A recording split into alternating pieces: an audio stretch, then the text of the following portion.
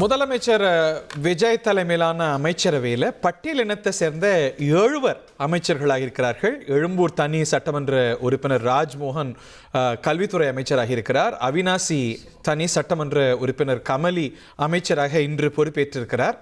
அதே போல திரு லோகேஷ் தனபால் பொறுப்பேற்றிருக்கிறார்.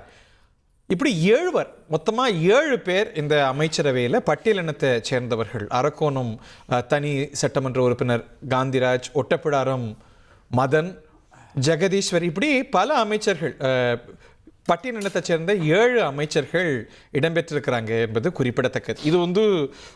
இதுதான் ஒரு உண்மையான சமூக நீதி புரட்சின்னு பார்க்க முடியுமா? நம்ம இதற்கு முந்தைய அமைச்சரவைகளை பார்ப்போம். ஸ்டாலின் அமைச்சரவை, எடப்பாடி பழனிசாமி அமைச்சரவை, ஜெயலலிதா அமைச்சரவை, கருணாநிதி அமைச்சரவை, இதெல்லாம் பார்க்காத ஒரு விஷயத்தை பார்க்கணும். இதில் என்ன ஒரு புதுமைனா, பட்டியலினத்தை சேர்ந்த 7 பேர்ல ஒரு 4 பேர் பொது தொகுதி. ஆமா, பெரிய விஷயம் சார். அது அதுதான் சமூக நீதி.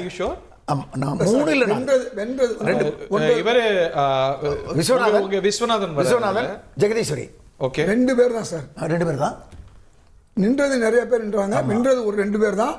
அதில் மிக முக்கியமான ஒரு விஷயம் நீங்கள் பார்க்கும் பொழுது, அதாவது பெருந்தலைவர் காமராஜர் அமைச்சரவையில் உங்களுக்கு திரு பரமேஸ்வரன் ஒரு பட்டியலினத்தவர் இந்து சமய அறநிலையத்துறை அமைச்சராக இருந்தார்.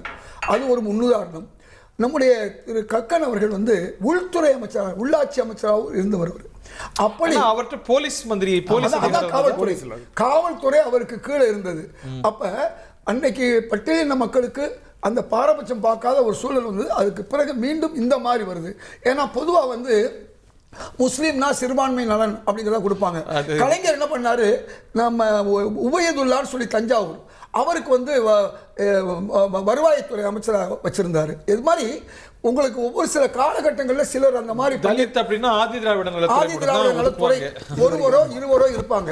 அந்த நிலை இப்ப மாறி இருக்கு. பட் கடந்த அமைச்சரவையில திரு கோவி செழியன் உயர்கல்வித்துறை அமைச்சராக இருந்தார்.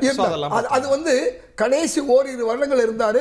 அவர் இன்னொரு எளிமையான ஒரு மந்திரி, தொடர்ந்து வெற்றி பெறக்கூடியவர். அவருக்கு அந்த வாய்ப்பு கொடுத்தாங்க. இன்னைக்கு திரு ராஜ்மோகன் அவர்கள் இருக்காரு பாருங்க. அவர் வந்ததிலிருந்து பல விஷயங்களை அவர் செஞ்சுக்கிட்டு இருக்காரு. அதை நம்ம பாராட்டணும். அதுல சாதி மத பேதங்களுக்கு அப்பாற்பட்டு அவர்களிடம் என்ன திறமை இருக்கிறதோ அதை நீங்க பண்ணணும். இப்ப எங்க அமைச்சர், இப்ப 2 அமைச்சர்கள்ல திரு விஸ்வநாதன் பல்வேறு மாநிலங்கள்ல செயலாளராக இருந்தவர். அகில இந்திய மிகச்சிறந்த ஆங்கில புலமையும் மற்ற மொழி புலமையும் கொண்டவர், ஒரு இன்டெலெக்சுவல். அதே மாதிரி திரு ராஜேஷ் அனுபவம் மிக்கவர். அவர் பாராளுமன்ற உறுப்பினராக இருந்தவர். அதனால 2 பேருக்குமே நல்ல துறைகளை கொடுத்து.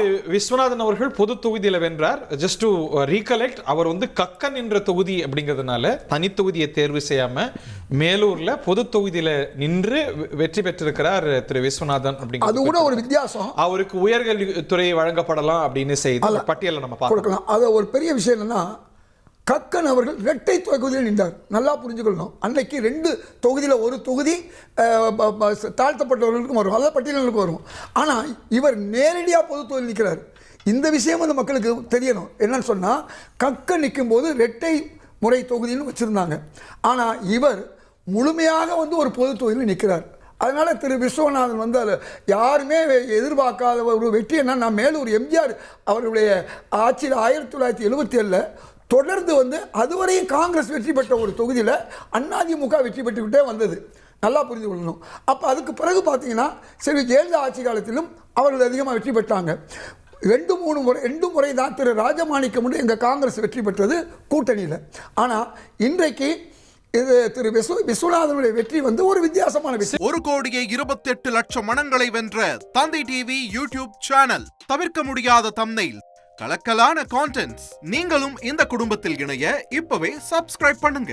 அசுரபலம் கொண்ட எங்கள் டிஜிட்டல் கரங்களில் உங்கள் விளம்பரங்களை சேர்க்க வாட்ஸ்அப் பண்ணுங்க. 8939888378. Email advtthanditv@dttv.in.